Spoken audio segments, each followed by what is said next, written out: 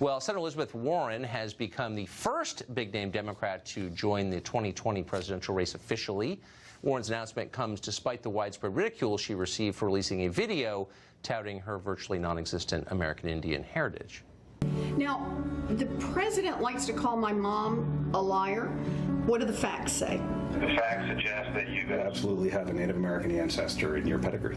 I'm not enrolled in a tribe, and only tribes determine tribal citizenship. I understand and respect that distinction, but my family history is my family history.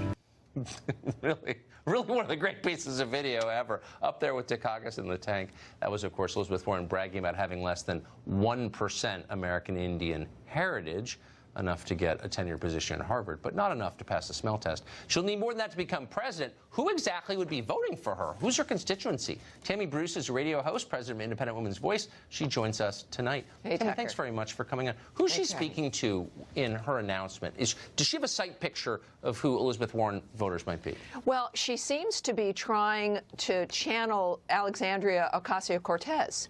So I think she believes that certainly she's running as a progressive. She's targeting young people, the individuals she imagines in 2020 and perhaps even 2024 deciding.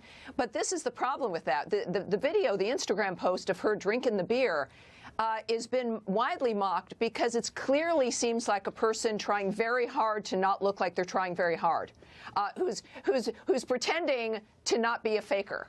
And look, when Ocasio-Cortez, look, she's done videos of where she's talking to people and she's making her dinner. That's really her, right? The key for politics, like Trump is really himself.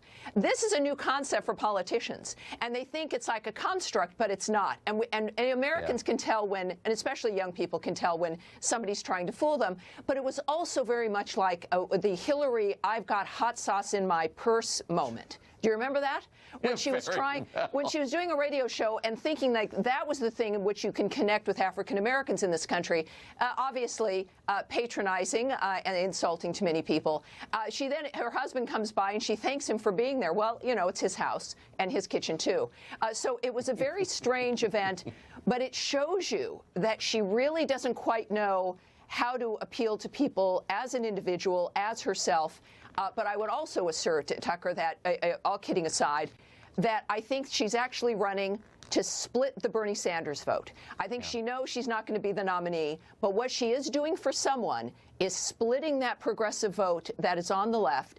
And so the question becomes, who is she helping? And we might see this in the months to come. And, of course, she expects some favors to be done in the future. But that's what's happening here. So all Bernie Sanders supporters, who would include someone like Ms. Ocasio-Cortez and her fans, should be doubly insulted that she's trying to co-opt that kind of style and message. Interesting. I'm not clever enough to have thought of that, but that sounds right. Ocasio-Cortez, we should note, being too young to run for president constitutionally.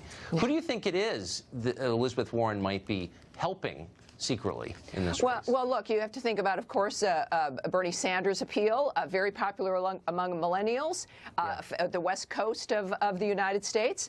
I think Kamala Harris might think that that bloc might be a threat to her bloc of that liberal West Coast framework. So it should be interesting. I think it'll become apparent when it comes to who ends up getting chummy in the new Senate. So we'll watch for that. And young people are smart enough to recognize when somebody's trying to take them to the cleaners and negate their vote. Because, of course, the Democrats and some Republicans have been trying to negate the last presidential election. Exactly. And I think Americans are tired of this kind of nonsense. Yeah, falseness. It's like halitosis. You smell it instantly. It's totally exactly. Right. Tammy Bruce, great to see you. Thank you for that. Thank you, dear. Thanks for having me. Well, both parties, the leadership of both parties,